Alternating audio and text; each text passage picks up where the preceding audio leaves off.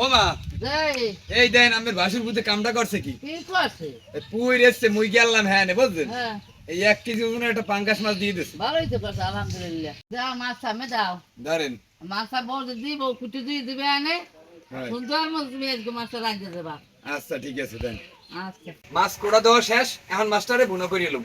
মাছ বুনো করার পাইনে তেল, পেঁয়াজ রসুন বাটা, আদা বাটা, জিরা বাটা, মরিচের গুঁড়া, হলুদের গুঁড়া, ধনিয়ার গুঁড়া, স্বাদ মতো লবণ, মশলা কষানোর পাইনে পানি।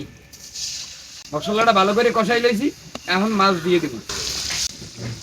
এখন মাছটা মশলা লাগে ভালো করে কষাই লব। মাছ কষাইনে শেষ, এখন পানি দিয়ে দেব।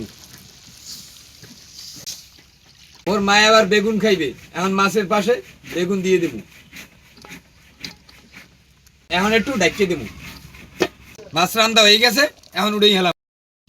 দর্শক, বেগুন দিয়ে কিন্তু মাছ ভুনা হয়ে গেছে। মুই আর মোর মাইয়ে খাইতে বইয়ে পড়ছি।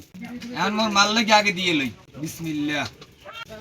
সুরভি, এই ধর এটা মাইরে দে। দেন মুরে, দে বিসমিল্লাহ করে খাওয়া শুরু করো। আচ্ছা বিসমিল্লাহ বিসমিল্লাহ।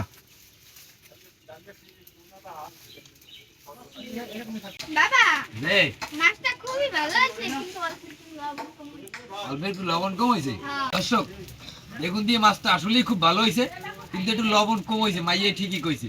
ভালো থাকেন, সুস্থ থাকেন। আমি আর আমার মাইয়ে খাইতে চাই।